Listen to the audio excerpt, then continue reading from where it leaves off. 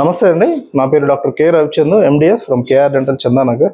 So కొన్నిసార్లు ఏంటంటే మనకి పళ్ళు మిస్ అయినప్పుడు పేషెంట్కి కొన్ని బడ్జెట్ కన్స్ట్రెంట్స్ అనేవి ఉంటాయి. అంటే ఫినాన్షియల్ థింగ్స్ కానీ ఎమర్జెన్సీ కొన్నిసార్లు టీత్ కావాల్సి వస్తుంది. అంటే ఎప్పుడైతే కొన్ని టీత్ మిస్ అయ్యాయో అవుతారండి మేడం.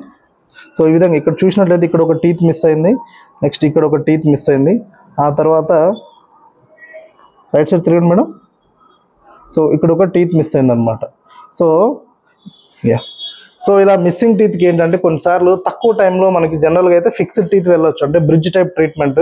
బట్ కొన్నిసార్లు బడ్జెట్ కన్స్ట్రెంట్స్ లేదు, త్వరగా ఊరు వెళ్ళాలి, ఒక 2-3 నెలలు టైం తీసుకోవాలి అని అనుకుంటే కనుక ఈ విధమైన రిమూవబుల్ డెంచర్ అంటారు, అంటే స్నాప్ ఆన్ టైప్ అనమాట రిమూవబుల్ డెంచర్. సో ఇదేంటంటే మనకి ఇప్పుడు మనం ఈ విధంగా ఫిట్ చేయొచ్చు. నోతురండి మేడం.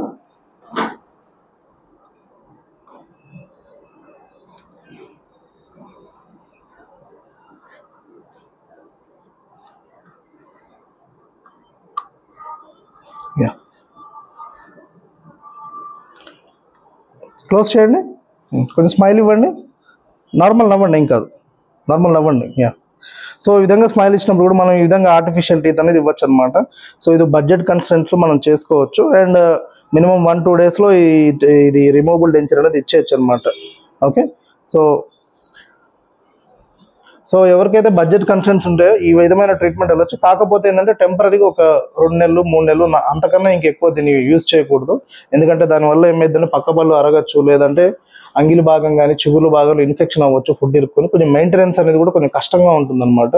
సో ఒక 2-3 నెలలు టెంపరీగా బడ్జెట్ కన్సర్న్స్ ఉంటే చూసుకొని ఆ తర్వాత ఫిక్స్డ్ పళ్ళు బ్రిడ్జ్ టైప్ ట్రీట్మెంట్ కానీ ఇంప్లాంట్స్ టైప్ ట్రీట్మెంట్ కానీ మీరు వెళ్ళొచ్చు. Okay, thank you.